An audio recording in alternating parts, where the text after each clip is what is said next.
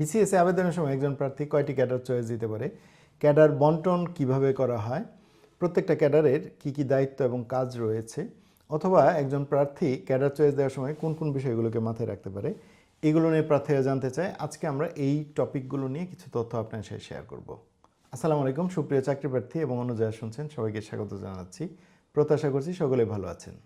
আজকে ক্যাডার চয়েসের এই পর্বে আমরা কথা বলবো একজন প্রার্থী কোন কোন বিষয়গুলোকে মাথায় রেখে তার ক্যাডার চয়েস দিতে পারে। একজন প্রার্থীর এক এক ধরনের পছন্দ থাকতে পারে, একজন প্রার্থীর এক পছন্দ, আরেকজন প্রার্থীর আরেক পছন্দ। এই ধরনের চিন্তা ভাবনা করে আমি ক্যাডার চয়েসের জন্য যে বিষয়গুলো বিবেচনা করতে হয় সেগুলোকে আমি 5টা ক্যাটাগরিতে ভাগ করেছি। এই 5টা ক্যাটাগরি মাথায় রেখে বা এই 5টা ক্যাটাগরি চিন্তা ভাবনা করে আপনি আপনার ক্যাডার চয়েস দিতে পারেন। ক্যাডার চয়েসে প্রথম যে ক্যাটাগরি নিয়ে আমরা কথা বলবো সেটা হচ্ছে পদায়ন, অর্থাৎ আপনার পোস্টিং কোথায় হতে পারে। কিছু ক্যাডারে বিভাগ পর্যায়ে পোস্টিং হয়, বিভিন্ন বিভাগে বা রাজধানীতে ঢাকায় পোস্টিং হতে পারে, আবার কিছু ক্যাডারে জেলা পর্যায়ে পোস্টিং হয়ে থাকে। তো কিছু প্রার্থী বিভাগে পোস্টিং পছন্দ করেন, তারা বিভাগের সুযোগ সুবিধাগুলো নিতে চান। যে সকল প্রার্থী বিভাগ বা ঢাকার সুযোগ সুবিধাগুলো নিতে চান তারা পররাষ্ট্র ক্যাডারে আবেদন করতে পারেন, অডিট ক্যাডারে আবেদন করতে পারেন। আমরা জানি যে অডিট ক্যাডারের জেলা পর্যায়ে কিন্তু কোনো পোস্টিং নেই, সবগুলো পোস্টিং কিন্তু বিভাগীয় পর্যায়ে। আবার কিছু প্রার্থী আছেন যারা ঢাকা বা বিভাগীয় শহরের যানজট বা ওই হ্যাসেলটা নিতে চান না, আপনারা জেলা পর্যায়ে মফস্বল শহরে নির্ঝঞ্ঝাট একটা জীবনযাপন করতে চান। তো আমরা জানি যে সমবায় ক্যাডারে জেলা পর্যায়ে পোস্টিং হয়, জেলা সমবায় কর্মকর্তা হিসেবে আপনার নিয়োগ হতে পারে। তথ্য ক্যাডারে জেলা তথ্য অফিসার হিসেবে আপনার নিয়োগ হতে পারে। খাদ্য ক্যাডারে সহকারী নিয়ন্ত্রক হিসেবে নিয়োগ হলেও 1-2 বছরের মধ্যে আপনি জেলা খাদ্য কর্মকর্তা হিসেবে চলতি দায়িত্ব পেতে পারেন। সেই ক্ষেত্রে যারা জেলা পর্যায়ে পোস্টিং চান তারা এই ক্যাডারগুলোকে মাথায় রাখতে পারেন। আবার অনেকের চিন্তা থাকে বা অনেকের প্রত্যাশা থাকে যে আমি নিজের জেলায় কাজ করব, নিজের বাড়ি থেকে অফিস করব। তো আমরা জানি যে প্রফেশনাল ক্যাডার, শিক্ষা ক্যাডার, স্বাস্থ্য ক্যাডারে নিজের জেলায় পোস্টিং হয়। এরকম কিছু ক্যাডার আছে প্রফেশনাল ক্যাডার, কারিগরি শিক্ষা ক্যাডারেও নিজের জেলায় পোস্টিংয়ের সুযোগ আছে। এরকম জেনারেল ক্যাডার রয়েছে। জেনারেল ক্যাডারের মধ্যে আমরা জানি যে পোস্টাল ক্যাডারে নিজের জেলায় পোস্টিং দেওয়ার প্র্যাকটিস আছে। আমরা জানি যে তথ্য ক্যাডারে নিজের জেলায় পোস্টিং দেওয়ার প্র্যাকটিস আছে। তো এই ধরনের আপনাকে জানতে হবে যে জেনারেল ক্যাডারগুলোর মধ্যে কোন ক্যাডারগুলোতে নিজের জেলায় পোস্টিং হয়েছে, প্রফেশনাল ক্যাডারের মধ্যে কোন ক্যাডারগুলোতে নিজের জেলায় পোস্টিং হয়েছে। এগুলো জেনে আপনার সেই ক্যাডারগুলোকে চয়েস দিতে হবে। নিজের জেলায় পোস্টিং মানে এই নয় ওই ক্যাডারে চাকরি পেলে আপনার নিজের জেলায় পোস্টিং হবে। নিজের জেলায় শূন্য পদ থাকতে হবে এবং সেটা যদি মন্ত্রণালয় চায় আপনি ওই জায়গায় ট্রান্সফার অর্ডার করে তাহলে আপনি নিজের জেলায় চাকরি করতে পারবেন। তবে যে ক্যাডারে নিজের জেলায় চাকরি করার প্র্যাকটিস আছে, অনেকেই করছে, সেই ক্যাডারগুলো আপনারা পছন্দ করতে পারেন। আবার কিছু ক্যাডার আছে যেখানে উপজেলা পর্যায়ে আপনার পোস্টিং হবে, যেমন family planning cadre. Family planning ক্যাডারে আমরা জানি যে প্রথম পোস্টিংয়ে হচ্ছে উপজেলা পরিবার পরিকল্পনা কর্মকর্তা, অর্থাৎ একটি উপজেলায় চাকরি জীবন আপনার শুরু হবে। উপজেলায় নাগরিক সুযোগ সুবিধা একটু কম থাকবে, এটাই স্বাভাবিক।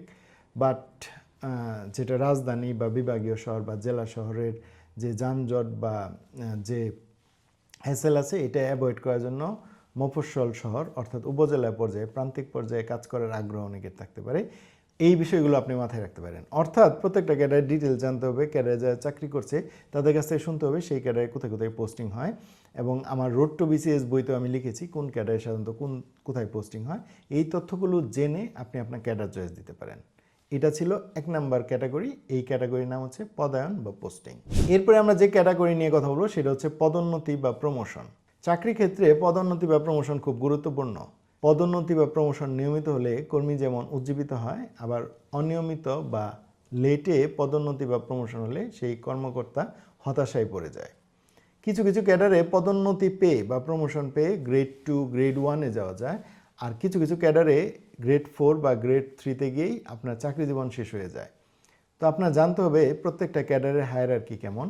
যেমন আমরা জানি যে শিক্ষা ক্যাডার এবং স্বাস্থ্য ক্যাডারে 3rd গ্রেড এবং 4th গ্রেডে গেলে আপনার চাকরি জীবন শেষ হয়ে যাবে, এর উপরে যাওয়ার সুযোগ নেই। আবার আমরা জানি যে প্রশাসন ক্যাডার, পুলিশ ক্যাডার, পররাষ্ট্র ক্যাডার, এই ক্যাডারগুলোতে গ্রেড 1 বা গ্রেড 2 এর পদগুলো রয়েছে, অর্থাৎ এই ক্যাডারগুলোতে চাকরি পেলে আপনি গ্রেড 2 বা গ্রেড 1-এ যাওয়ার সুযোগ আছে। আবার আমরা জানি যে কিছু কিছু ক্যাডারে প্রমোশনটা ডিউ টাইমে হয়ে যায়, অর্থাৎ 6 বছর পূর্তি হয়েছে আপনি প্রমোশন পেয়ে পরের গ্রেডে চলে গেলেন।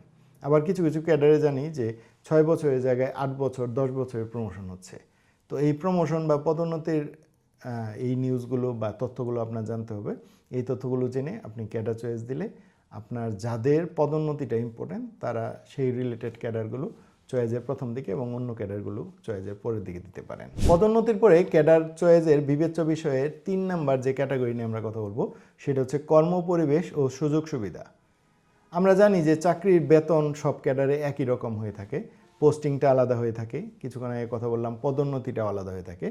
এর পাশাপাশি আরেকটি গুরুত্বপূর্ণ বিষয় হচ্ছে কর্মপরিবেশ এবং সুযোগ সুবিধা। একজন ক্যাডার কর্মকর্তা গাড়ি পাবেন কিনা, ট্রান্সপোর্ট সুবিধা পাবেন কিনা, এটা কিন্তু একটা ইম্পর্ট্যান্ট বেনিফিটস। আবার ক্যাডার কর্মকর্তা আবাসন সুবিধা পাবেন কিনা, কোয়ার্টার পাবেন কিনা, বাংলো পাবেন কিনা, ওনার অফিস স্টাফ কতজন পাবেন, এগুলোও গুরুত্বপূর্ণ। কিছু কিছু অফিসে আমরা জানি যে একজন কর্মকর্তা একাধিক অফিস অ্যাসিস্ট্যান্ট পেয়ে থাকেন, যাদের মাধ্যমে ইনি কাজগুলো সুন্দরভাবে করতে পারেন। আবার কিছু কিছু অফিসে আমরা দেখি যে 8 থেকে 10 জন কর্মকর্তার জন্য 1 জন বা 2 জন অফিসের সাপোর্টিং স্টাফ আছে। তো আপনি এই বিষয়গুলো অবশ্যই তথ্য জানবেন এবং এইগুলো আপনার কাজের সুবিধাকে বাড়িয়ে দেবে। আবার জানি যে কিছু কিছু ক্যাডারে বৈদেশিক প্রশিক্ষণের সুযোগ থাকে। যেমন আমরা জানি যে আপনি যদি অডিট ক্যাডারে চাকরি করেন তাহলে মিশন অডিট আছে, অর্থাৎ আপনি দেশের বাইরে গিয়ে বিভিন্ন মিশনগুলো, দূতাবাসগুলোতে অডিট করতে পারবেন। ফরেন ক্যাডারে তো দেশের বাইরে সুযোগ আছেই, এরকম কিছু কিছু ক্যাডারে ট্রেনিংয়ের সুযোগ আছে বিদেশে, আবার কিছু কিছু ক্যাডারে ট্রেনিংয়ের সুযোগ তুলনামূলক কম। তো এই যে কর্মপরিবেশের ব্যাপারটা যদি বলি, কিছু কিছু ক্যাডারে দেখবেন যে কর্পোরেট ভাইব আছে, পরিচ্ছন্ন গোছানো একটা অফিস, আবার কিছু কিছু ক্যাডারের অফিসগুলো অত গোছানো নয়, তুলনামূলক কম। তো কর্মপরিবেশ এবং সম্পর্কিত যে সুযোগ সুবিধা আছে এটাও একটা গুরুত্বপূর্ণ ক্যাটাগরি। এই ক্যাটাগরির জন্য প্রত্যেকটা ক্যাডার ডিটেলস আপনার জানতে হবে, কোন ক্যাডারে কেমন সুযোগ সুবিধা দেয়া হয়, কেমন কর্মপরিবেশ আছে, জেনে আপনি ক্যাডার চয়েস দিতে পারেন। ক্যাডার চয়েস নির্ধারণে বিবেচ্য বিষয়ের 4 নাম্বার ক্যাটাগরিতে আমরা কথা বলবো একাডেমিক জ্ঞানের সাথে সম্পর্ক। অর্থাৎ আপনি অনার্স বা মাস্টার্স যে সাবজেক্টে পড়েছেন, একাডেমিক লাইফে আপনি যে নলেজটা পেয়েছেন সেই নলেজটা আপনি আপনার কর্মক্ষেত্রে কিভাবে কাজে লাগাবেন, এটাই হচ্ছে আমাদের 4 নাম্বার ক্যাটাগরি, একাডেমিক জ্ঞানের সাথে কর্মক্ষেত্রের সম্পর্ক। আমরা জানি যে প্রফেশনাল বা টেকনিক্যাল ক্যাডারগুলো আপনার অনার্সের সাবজেক্ট রিলেটেড, অর্থাৎ আপনি অনার্সে যেভাবে পড়াশোনা করেছেন এই জ্ঞানগুলো আপনি 100% কর্মক্ষেত্রে ইউজ করতে পারবেন। আপনি সিভিল ইঞ্জিনিয়ারিং হলে সড়ক ও জনপথ ক্যাডার, গণপূর্ত ক্যাডারে কাজ করতে পারবেন। আপনি মেকানিক্যাল থেকে পড়াশোনা করলে আপনি হচ্ছে রেলওয়ে প্রকৌশল ক্যাডারে কাজ করতে পারবেন। বাট জেনারেল ক্যাডারেও কিন্তু নিজের একাডেমিক জ্ঞান কাজে লাগানোর সুযোগ আছে। যেমন আপনি যদি বিজনেস অ্যাডমিনিস্ট্রেশনে পড়াশোনা করেন, অ্যাকাউন্টিং বা ফাইন্যান্সে পড়াশোনা করেন, আপনি যদি অডিট ক্যাডার পান, ট্যাক্স ক্যাডার পান, কাস্টমস ক্যাডার পান, এগুলো কিন্তু বিজনেস রিলেটেড, অর্থাৎ আপনার একাডেমিক জ্ঞান এখানে কাজে লাগাতে পারবেন। আপনি পড়াশোনা করেছেন ক্রিমিনালিজম অ্যান্ড পুলিশ সায়েন্সে, পুলিশ ক্যাডারে কাজে লাগাতে পারবেন। আপনি পড়াশোনা করেছেন পাবলিক অ্যাডমিনিস্ট্রেশনে, আপনি প্রশাসন ক্যাডারে কাজে লাগাতে পারবেন। আপনি ইন্টারন্যাশনাল রিলেশনসের, আন্তর্জাতিক সম্পর্ক, ডিপার্টমেন্টাল পড়াশোনাগুলোকে কাজে লাগাতে পারবেন পররাষ্ট্র ক্যাডারে। তো আপনার সাবজেক্টের সাথে রিলেভেন্ট যে ক্যাডারগুলো আছে এই ক্যাডারগুলো আপনি চয়েসের প্রথম দিকে রাখতে পারেন যদি আপনার একাডেমিক নলেজটা আপনি কর্মক্ষেত্রে লাগাতে চান। অর্থাৎ 4 নাম্বার ক্যাটাগরিটাকে যদি আপনি ইম্পর্টেন্স দেন তাহলে যেই ক্যাডারগুলো আপনার একাডেমিক জ্ঞান বা অনার্সের সাথে সম্পর্কিত সেগুলো প্রথম দিকে দিয়ে অন্য ক্যাডারগুলো চয়েসের পরের দিকে দিতে পারেন। ক্যাডার চয়েস নির্ধারণে বিবেচ্য বিষয়ের 5 নাম্বার এবং সর্বশেষ যে ক্যাটাগরি নিয়ে আমরা কথা বলবো সেটা হচ্ছে কাজের সুযোগ ও কাজের প্রেশার। কাজের সুযোগ এক এক অফিসে এক এক রকম। আমরা জানি যে কিছু কিছু ক্যাডারে বাইরে আউটডোরে প্রচুর কাজ করতে হয়, যেমন পুলিশ ক্যাডারে আপনাকে প্রচুর বাইরে কাজ করতে হবে, প্রশাসন ক্যাডারে বাইরে ভিজিট করতে হবে। আবার কিছু কিছু ক্যাডারে ডেস্ক জব করতে হয় মোটামুটি, যেমন tax cadre, customs cadre, audit cadre, এগুলোতেও বাইরে যাওয়ার সুযোগ আছে বা বাইরে যেতে হয়। অডিট ক্যাডারে বিভিন্ন ধরনের ইন্সপেকশন থাকে, বাট নর্মালি এগুলো হচ্ছে ডেস্ক রিলেটেড জব। আর যে জবগুলো প্রথমে বললাম আনসার ক্যাডার, আপনার বাইরে দৌড়দৌড়ি করতে হতে পারে।